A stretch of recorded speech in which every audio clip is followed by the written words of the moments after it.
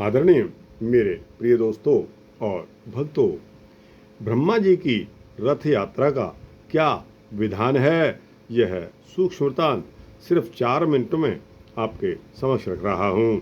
दोस्तों, इस वृत्तांत के अंत तक बने रहिए, आपको पता चलेगा कि ब्रह्मा जी की रथ यात्रा का क्या विधान है। तो दोस्तों, आइए इस वृत्तांत को शुरू करने की इजाज़त दीजिए। आदरणीय मेरे प्रिय दोस्तों और भक्तों, सुमंत मुनि कहते हैं कि हे राजा शतानीक, कार्तिक मास में जो ब्रह्मा जी की रथ यात्रा का उत्सव करता है वह ब्रह्मलोक को प्राप्त होता है। कार्तिक की पूर्णिमा को मृग चर्म के आसन पर सावित्री के साथ ब्रह्मा जी को रथ में विराजमान करें और विविध वाद्य ध्वनि के साथ रथ यात्रा निकालें। विशिष्ट उत्सव के साथ ब्रह्मा जी को रथ पर बैठाएं और रथ के आगे ब्रह्मा जी के परम भक्त ब्राह्मण शांडिलिक पुत्र को स्थापित करके उनकी पूजा करें। ब्राह्मणों के द्वारा स्वस्ति एवं पुण्याह वाचन कराएं। उस रात्रि जागरण करें। नृत्य, गीत आदि उत्सव एवं विविध क्रीड़ाएं ब्रह्मा जी के सम्मुख प्रदर्शित करें। इस प्रकार रात्रि में जागरण करके प्रतिपदा के दिन प्रातःकाल ब्रह्मा जी का पूजन करना चाहिए। ब्राह्मणों को भोजन कराना चाहिए।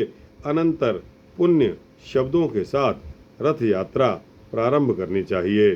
चारों वेदों के ज्ञाता उत्तम ब्राह्मण उस रथ को खींचें और रथ के आगे वेदों को पढ़ते हुए ब्राह्मण चलते रहें। ब्राह्मण ब्रह्मा जी के दक्षिण भाग में सावित्री तथा वाम भाग में भोजक की स्थापना करें। रथ के आगे शंख, भेरी, मृदंग आदि विविध वाद्य बजाते रहें। इस प्रकार सारे नगर में रथ को घुमाना चाहिए और नगर की प्रदक्षिणा करनी चाहिए। अनंतर उसे अपने स्थान पर ले आना चाहिए। आरती करके ब्रह्मा जी को उनके मंदिर में स्थापित करें। इस रथ यात्रा को संपन्न करने वाले, रथ को खींचने वाले तथा इसका दर्शन करने वाले सभी ब्रह्मलोक को प्राप्त करते हैं। दीपावली के दिन ब्रह्मा जी के मंदिर में दीप प्रज्वलित करने वाला ब्रह्मलोक को प्राप्त होता है। दूसरे दिन प्रतिपदा को ब्रह्मा जी की पूजा करके स्वयं भी वस्त्र आभूषण से अलंकृत होना चाहिए। यह प्रतिपदा तिथि ब्रह्मा जी को बहुत प्रिय है। इसी तिथि से बलि के राज्य का आरंभ हुआ है। इस दिन ब्रह्मा जी का पूजन कर ब्राह्मण भोजन कराने से विष्णु लोक की प्राप्ति होती है।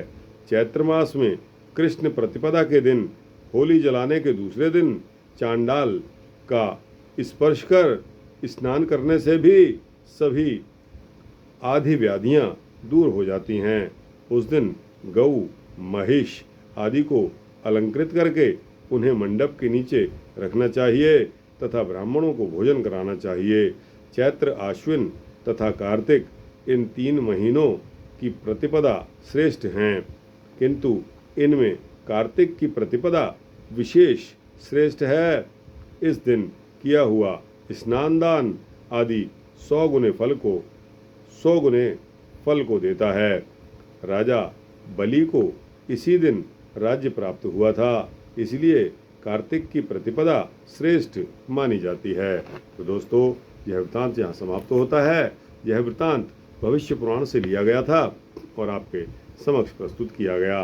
तो दोस्तों, आपको ब्रह्मा जी की रथ यात्रा का क्या विधान है, यह समझ में आ गया होगा। दोस्तों, इस वृत्तांत को लाइक और शेयर करते हुए अपने दोस्तों, भक्तों, मित्रों, जिज्ञासुओं तक अवश्य पहुंचाना। कमेंट सेक्शन में अपनी राय देना और इस चैनल को सब्सक्राइब कर देंगे तो आपको इसी तरह के सूक्ष्म भक्ति वृत्तांत मिलते रहेंगे। जय ब्रह्मा जी की, जय विष्णु जी की, जय